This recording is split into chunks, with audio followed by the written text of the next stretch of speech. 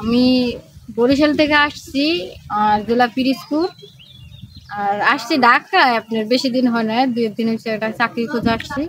যাই হোক, আমার নাম লিমা, 5 ফুট 3 ইঞ্চি। আর আপনার আমি আল্লাহর রহমতে কোরআন শরীফ খতম দিছি। আপনার 5 ওয়াক্ত নামাজ পড়ার চেষ্টা করি। আমার বয়স 20 বছর।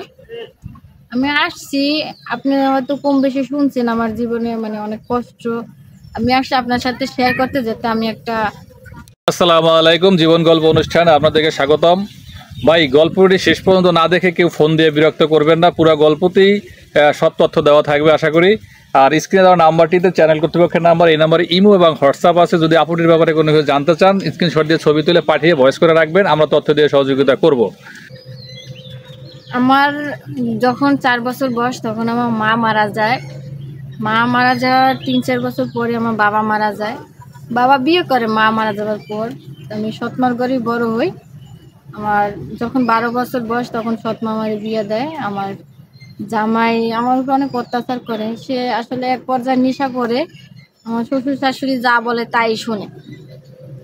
তো যখন বিয়ে হয়েছে, তখন আমার অনেক ভালোবাসে, কিন্তু পরবর্তীতে মনে করেন 1 বছর 2 বছর, প্রায় 9 বছরের মতো, তখনও আমার কোনো বাচ্চা কাচ্চা হয় না। এই কারণে আমার প্রতি খুব অত্যাচার হয়। শ্বশুর শাশুড়ি জামাই সবাই অত্যাচার করে। এক পর্যায়ে আমার ডিভোর্সই হয়ে যায় স্বামীর সাথে, আমরা আলাদা হয়ে যাই। কারণ একটা ছেলে চায় যে বাবা ডাক শুনতে। এখন বিয়ের 9 বছর পর ও যদি বাবা ডাক শুনতে না পারে, তখন তার কষ্ট হইতেই পারে।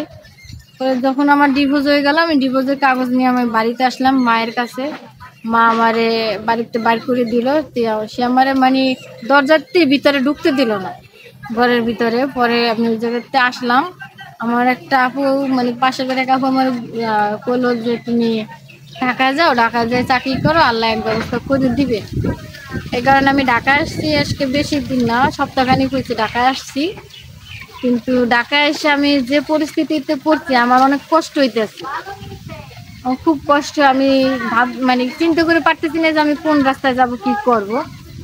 এই কারণে আপনার কাছে আমি আসছি। আপনি আমার একটা রাস্তা বাইর করে দিবেন, যেন আমি একটা স্থায়ী জায়গা পাই, মানে থাকার মতো জায়গা, খাওয়া, মানে সবকিছু করে ম্যানেজ করে চলতে পারি।